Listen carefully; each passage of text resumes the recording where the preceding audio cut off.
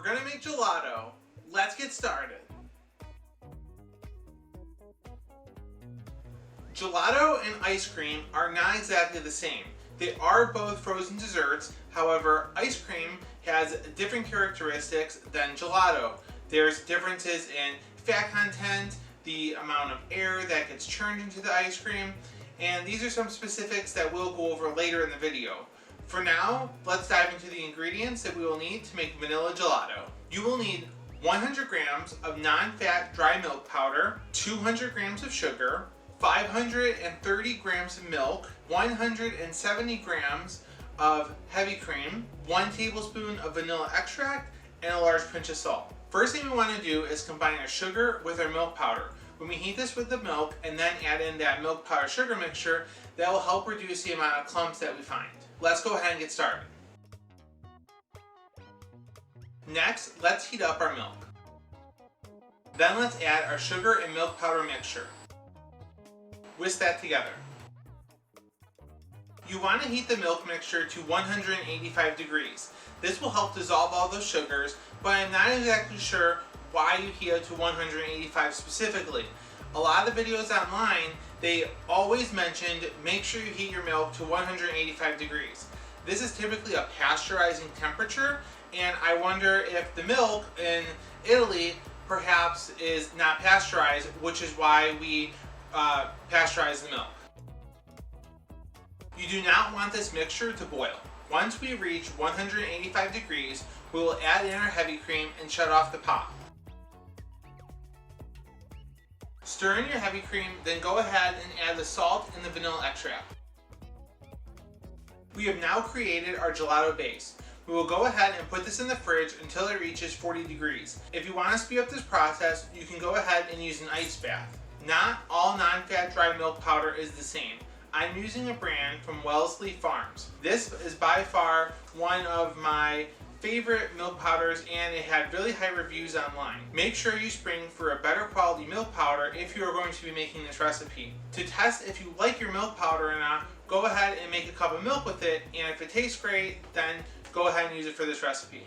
The gelato has now cooled down and is ready for churning. Double check with your ice cream machine, as it may have a special gelato setting. Sometimes gelato does not need to be frozen for the full 28 minutes that I typically do with my ice cream recipes. However, with the KitchenAid machine, I find that you still need to do 28 minutes. However, some machines might make the gelato faster. The gelato will also be more dense than the typical ice creams that we make as well. There is not as much fat, therefore it will be denser, and there is not a lot of air that gets churned into the actual ice cream. On the KitchenAid, we will use the stir setting.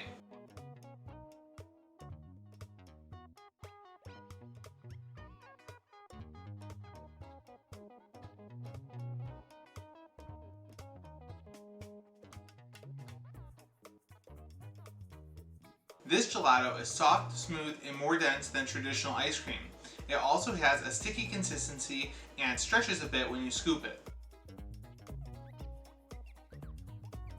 There are some key differences between gelato and ice cream. Gelato is typically served at a warmer temperature to allow for a stronger flavor. Gelato is also between 4 to 8% butterfat versus ice cream, which is traditionally between 10 to 18% butterfat. Gelato has less butterfat because we use more whole milk in the recipe. This recipe has around 8% butterfat. Ice cream also has more air incorporated into it, around 50%, whereas gelato is a little more dense and has about 20% air in it. Time for a taste test.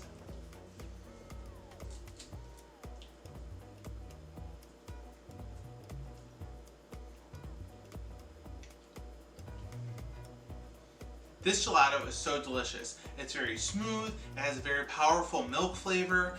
The vanilla is just absolutely perfect in this recipe. You can definitely taste the difference between gelato and ice cream, as this is so much denser and you get so much more of that intense flavor hitting your mouth as you eat it. I like to eat my gelato with a little bit of whipped cream and then one of these fancy Luxardo cherries, which are absolutely delicious.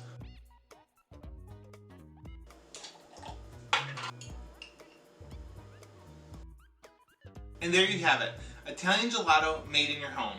If you like what you saw here, please like and subscribe. See you next time.